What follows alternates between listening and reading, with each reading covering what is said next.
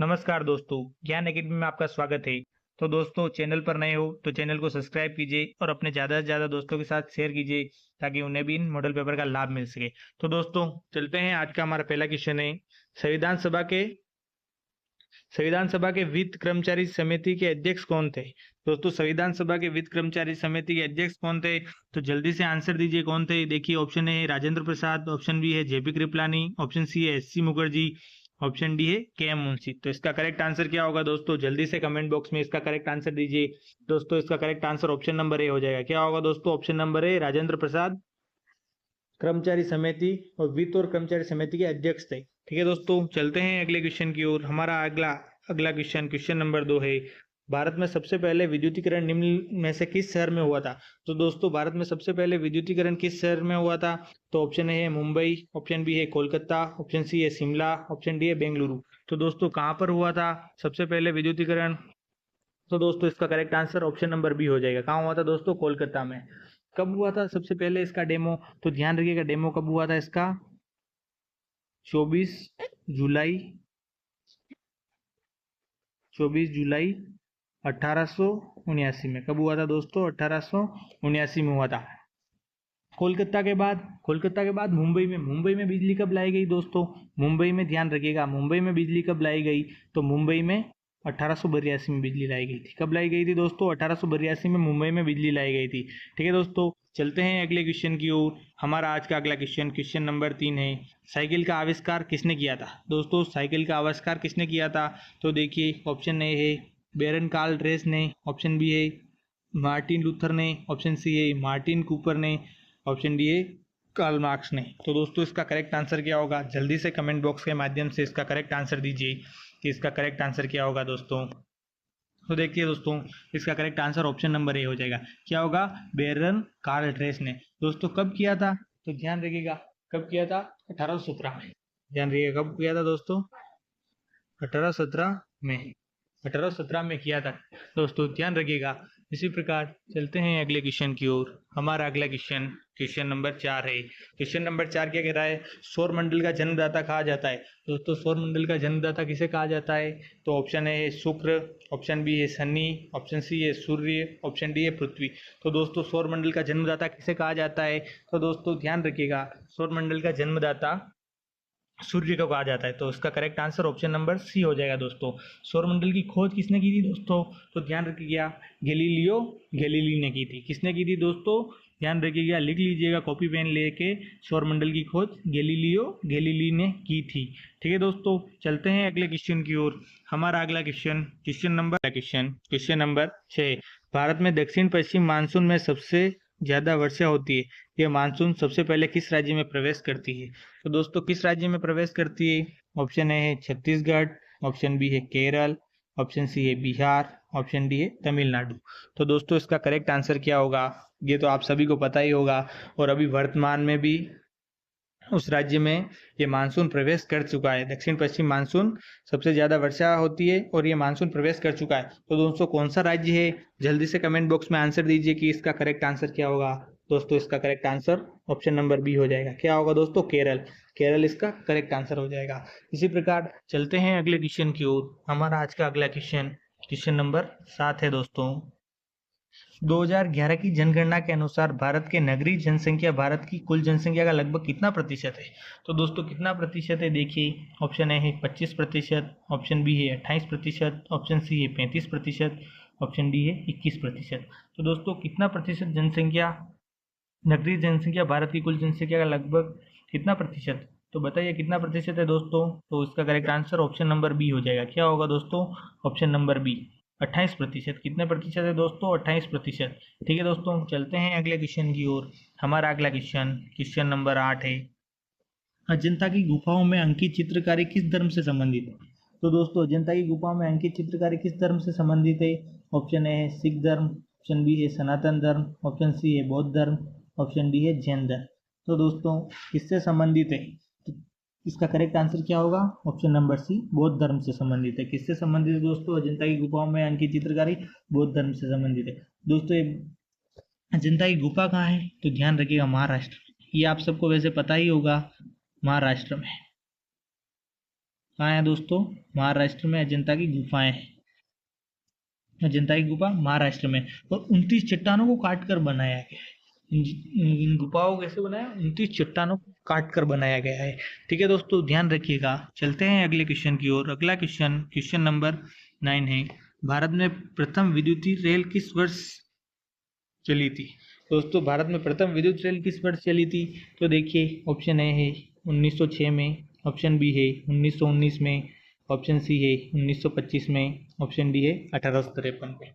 तो दोस्तों, कब चली थी? जल्दी से कमेंट बॉक्स में इसका आंसर दीजिए कि इसका करेक्ट आंसर क्या होगा। दोस्तों, इसका करेक्ट आंसर 1925 हो जाएगा। Option number C correct answer हो जाएगा। प्रथम विद्युत रेल 1925 में चली थी। दोस्तों, तारीख पूछ ले तो 3 फरवरी। क्या थी दोस्तों? 3 फरवरी 1925। 3 फरवरी 1925, ध्यान रखिएगा दोस्तों। और कहाँ से कहाँ तक चलाई गई थी? तो ध्यान रखिएगा, बम्बई वीटी से,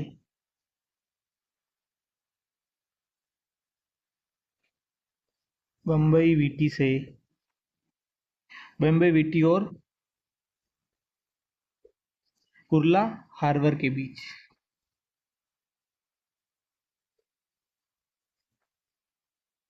इसके बीच दोस्तों, कुर्ला, एक सेकंड दोस्तों, कुर्ला हार्बर, कुर्ला हार्बर के बीच चलाई गई थी दोस्तों। लिख लीजिएगा, बम्बई वीटी और कुर्ला हार्बर के बीच चलाई गई थी प्रथम विद्युत रेल। कब चली थी? 3 फरवरी 1925 को। ठीक है दोस्तों, चलते हैं अगले क्वेश्चन की ओर। हमारा आज का अगला क्वेश्चन, क्वेश्चन नंबर 10 है, सिंधु घाटी सभ्यता का एक विशाल स्नानघर किस स्थान पर मिला है? दोस्तों, सिंधु घाटी सभ्यता का एक विशाल स्नानघर किस स्थान पर मिला है? तो ऑप्शन ए है लोथल, ऑप्शन बी है कालीबंगा, ऑप्शन सी है मोहनजोदड़ो, ऑप्शन डी है हड़प्पा। तो दोस्तों, इसका करेक्ट आंसर क्या होगा? इसका correct answer option number C हो जाएगा। कहाँ मिला था विशाल स्नानघर दोस्तों? Mohenjodaro. Option number C correct answer हो जाएगा। दोस्तों, मोहनजोदड़ो कहाँ पे है? तो पाकिस्तान। कहाँ पे है दोस्तों? पाक में। मोहनजोदड़ो पाक में स्थित है। ठीक है दोस्तों, चलते हैं अगले क्वेश्चन की ओर। हमारा अगला क्वेश्चन, क्वेश्चन नंबर 11 है, भारत में रेल मार्ग की कुल लंबाई कितनी है? तो दोस्तों, भारत में रेल मार्ग की कुल लंबाई कितनी है? तो ऑप्शन ए है 64,000 किलोमीटर, ऑप्शन बी है 64,974 किलोमीटर, ऑप्शन सी है 67,956 किलोमीटर, ऑप्शन डी है 65,974 किलोमीटर। तो दोस्तों, इसका करेक्ट आंसर क्या होगा? जल्दी से कमेंट बॉक्स के माध्यम से इसका करेक्ट आंसर दीजिए। इसका करेक्ट आंसर क्या होगा? दोस्तों, इसका correct answer option number C हो जाएगा। क्या होगा दोस्तों? 67,956 किलोमीटर दोस्तों, ये किलोमीटर। और कुल रनिंग ट्रैक पूछ ले, रनिंग ट्रैक की लंबाई सहित पूछ ले, तो रनिंग ट्रैक की लंबाई सहित कितनी होती है दोस्तों? रनिंग ट्रैक की लंबाई सहित 99,235, 99,235 किलोमीटर, 99,235 किलोमीटर है दोस्तों, रनिंग ट्रैक की ट्रैक की लंबाई सहित। और कुल मार्ग पूछे आपको, अगर क्या पूछ ले दोस्तों? कुल मार्ग। तो ध्यान रखिएगा, अलग वो ऑप्शन के डिपेंड करेगा कि ऑप्शन किस हिसाब से पूछते हैं। अगर कुल मार्क पूछ ले तो अभी कुल मार्क कितना है? ध्यान रखिएगा, 1,26,366 किलोमीटर। कितना है दोस्तों? 1,26,366 किलोमीटर अभी वर्तमान में कुल मार्ग है, कुल लंबाई है। ठीक है दोस्तों, चलते हैं अगले क्वेश्चन की ओर। हमारा आज का अगला क्वेश्चन, क्वेश्चन नंबर 12 है। देखिए, क्वेश्चन नंबर 12 क्या पूछ रहा है, निम्नलिखित में से कौन सा अभ्यारण्य जंगली हाथियों के लिए प्रसिद्ध है? तो दोस्तों, जंगली हाथियों के लिए कौन सा अभ्यारण्य प्रसिद्ध है? जल्दी से कमेंट बॉक्स में आंसर दीजिए अगर आपको पता है, और नहीं पता है तो इस चैनल के साथ जुड़े रहिए, हम तो आपकी मदद करने के लिए हैं ही। देखिए दोस्तों, ऑप्शन ए है नागरहोल वन्य जीव अभ्यारण्य, ऑप्शन बी है मानस वन्य जीव अभ्यारण्य, ऑप्शन सी है नांदेली वन्य जीव अभ्यारण्य, ऑप्शन डी है पेरियार वन्य जीव अभ्यारण्य। तो दोस्तों, इसका करेक्ट आंसर क्या होगा? जल्दी से कमेंट बॉक्स के माध्यम से अपना आंसर दीजिए अगर आपको पता है इसका करेक्ट आंसर क्या होगा। तो दोस्तों, इसका correct answer option number D हो जाएगा। क्या होगा दोस्तों? ऑप्शन नंबर डी, पेरियार वन्य जीव अभ्यारण्य। ठीक है दोस्तों, ये कहाँ पर स्थित है? ये कौन से राज्य में स्थित है? तो दोस्तों, दक्षिण मध्य केरल में। कहाँ पे है दोस्तों? ध्यान रखिएगा, दक्षिण मध्य केरल में। यहाँ दोस्तों दक्षिण मध्य केरल राज्य में स्थित है। ठीक है दोस्तों, कौन सा स्थित है? पेरियार वन्यजीव अभ्यारण्य, जो जंगली हाथियों के लिए प्रसिद्ध है। ध्यान रखिएगा दोस्तों। इसी प्रकार चलते हैं अगले क्वेश्चन की ओर। हमारा आज का अगला क्वेश्चन नंबर 13 है। भारत का प्रथम वायसराय कौन था? दोस्तों भारत का प्रथम वायसराय पूछा है तो कौन था? जल्दी से कमेंट बॉक्स में आंसर दीजिए। तो देखिए, ऑप्शन ए है लॉर्ड डलहौजी, ऑप्शन बी है विलियम हार्वे, ऑप्शन सी है लॉर्ड रिपन, ऑप्शन डी है लॉर्ड कैनिंग। तो दोस्तों इसका करेक्ट आंसर जल्दी से कमेंट बॉक्स में दीजिए कि इसका करेक्ट आंसर क्या होगा। दोस्तों इसका correct answer option number D हो जाएगा। क्या होगा दोस्तों? भारत का प्रथम वायसराय कौन था? Lord Canning. दोस्तों ये कब से कब तक था? तो 1856 से 1862 तक था। दोस्तों कब तक था? ध्यान रखिएगा, 1856 से 1862। ठीक है दोस्तों, सन भी ध्यान रखिएगा कि प्रथम वायसराय कब से कब तक था लॉर्ड कैनिंग, तो 1856 से 1862 तक कार्यरत था। ठीक है, कार्य किया था इसने। चलते हैं अगले क्वेश्चन की ओर। हमारा अगला क्वेश्चन नंबर 14 है। क्वेश्चन नंबर 14 क्या पूछ रहा है दोस्तों? एक हवाई जहाज 50 मीटर प्रति सेकंड की गति से उड़ता है। ये 5 आवर में कितनी दूरी तय करेगा? दोस्तों 5 घंटे में कितनी दूरी तय करेगा? 50 मीटर प्रति सेकंड की गति से उड़ रहा है हवाई जहाज, तो कितनी दूरी तय करेगा? ध्यान रखिएगा दोस्तों, दूरी का एक फॉर्मूला होता है, मैंने पहले भी पुराने मॉडल पेपर में भी बताया हुआ है।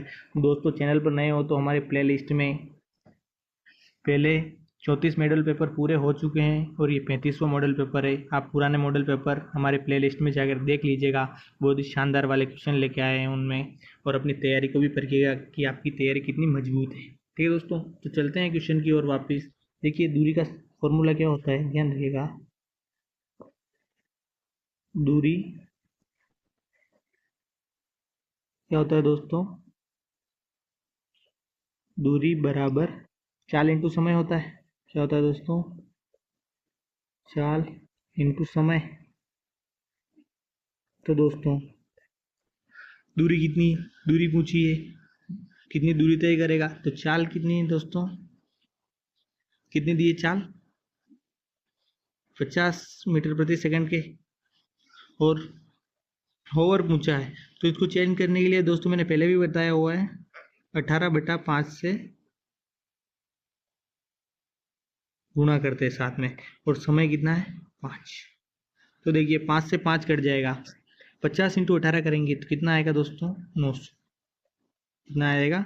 900 किलोमीटर। तो 900 किलोमीटर कौन से ऑप्शन में है दोस्तों?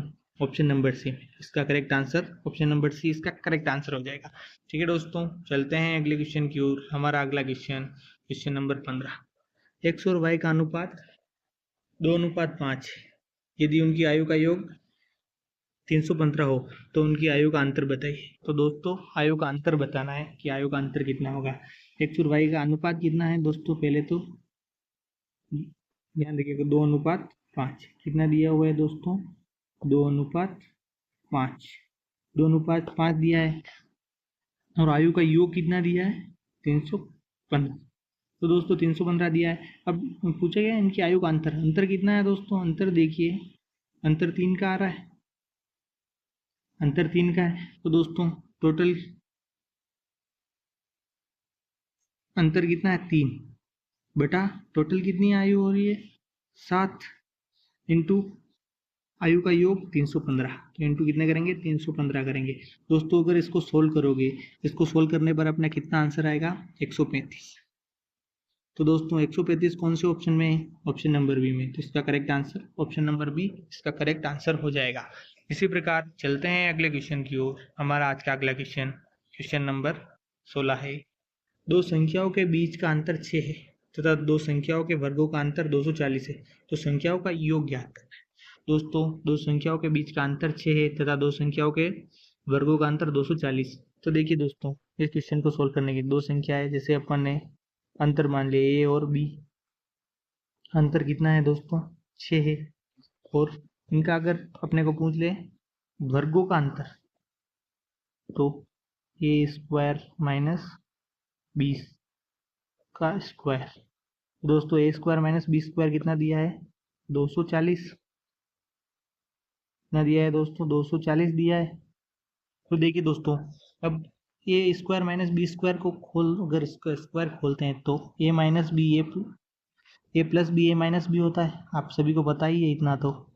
ए plus B A minus B, और A plus B A minus B is equal to कितना दिया है भाई, 240 दिया है।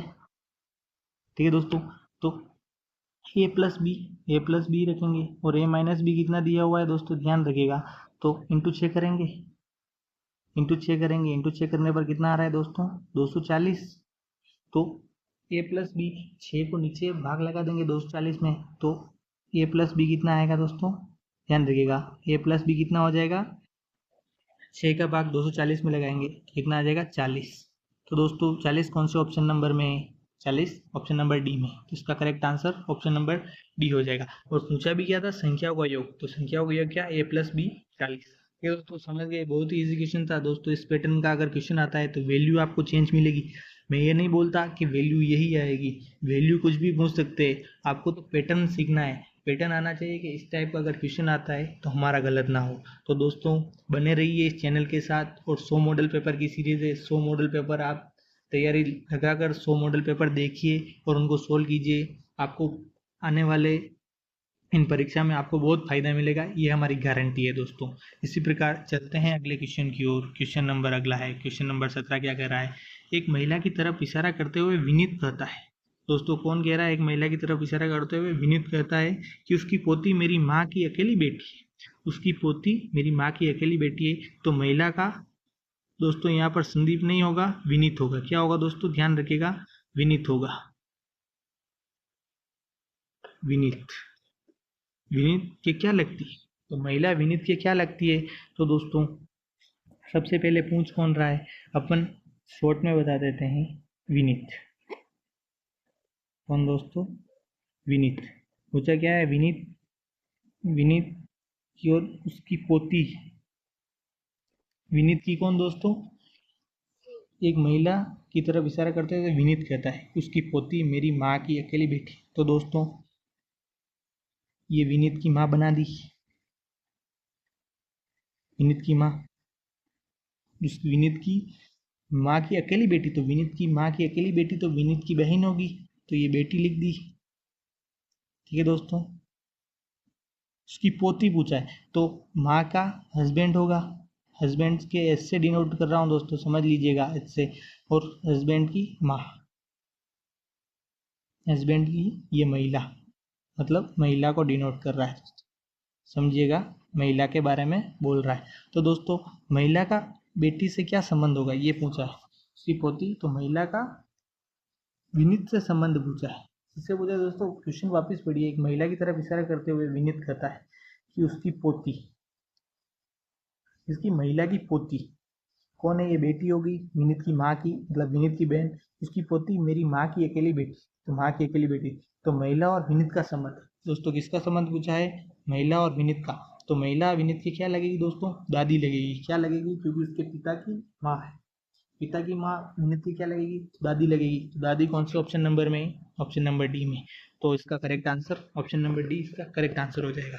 चलते हैं दोस्तों अगले क्वेश्चन की ओर। हमारा आज का अगला क्वेश्चन, क्वेश्चन नंबर 18 है। 18 का संबंध 9 से, तो 12 का संबंध बताना है। तो दोस्तों सबसे पहले तो 18/2 करेंगे अपन। अगर क्या करेंगे दोस्तों, 18/2 करते हैं, क्या करते हैं 18/2 करते हैं, तो कितना आ रहा है, 9 आ रहा है। और इसी प्रकार अगर 12/2 करेंगे तो कितना आता है, 6।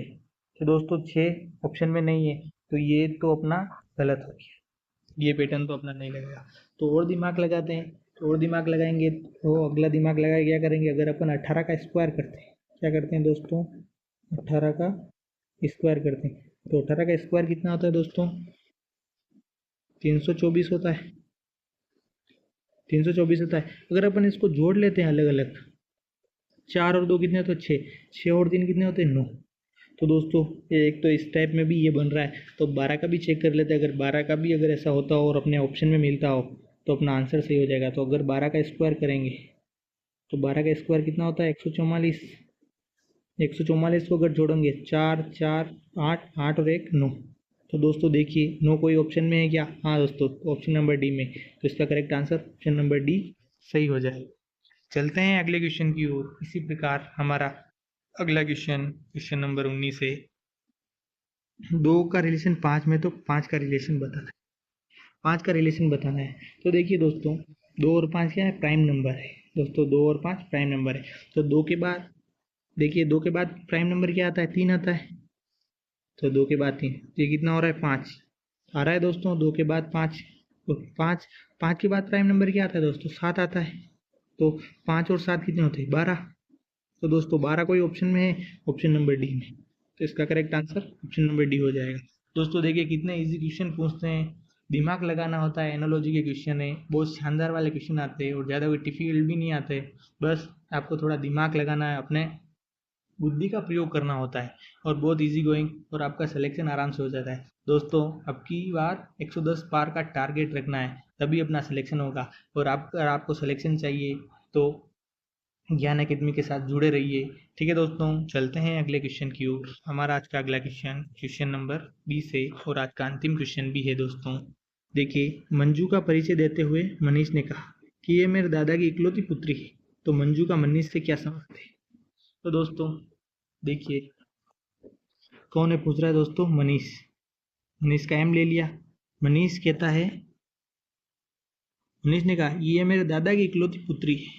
दोस्तों ये पिता, मनीष के पिता, पिता के भी पिता क्या होंगे?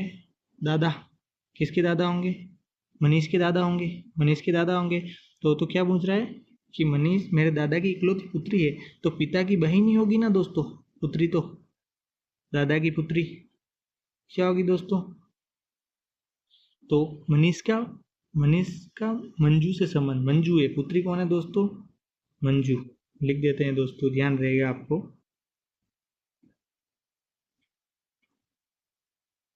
मंजू, पुत्री कौन है दोस्तों? मंजू है।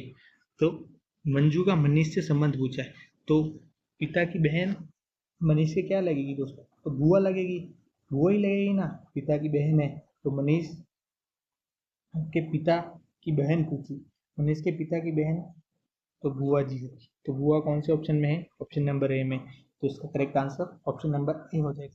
तो दोस्तों आज का आपको ये मॉडल पेपर कैसा लगा, कमेंट बॉक्स के माध्यम से ज़रूर आंसर दीजिएगा। और आपके 20 में से कितने क्वेश्चन सही हो रहे हैं ये भी आप बताइएगा, और क्वेश्चनों का लेवल कैसा लग रहा है ज़रूर बताइएगा दोस्तों। हम आपके लिए मेहनत कर रहे हैं, तो आपका इतना तो फर्ज बनता है कि आप हमको बता सके कि आपकी तैयारी कैसी चल रही है दोस्तों।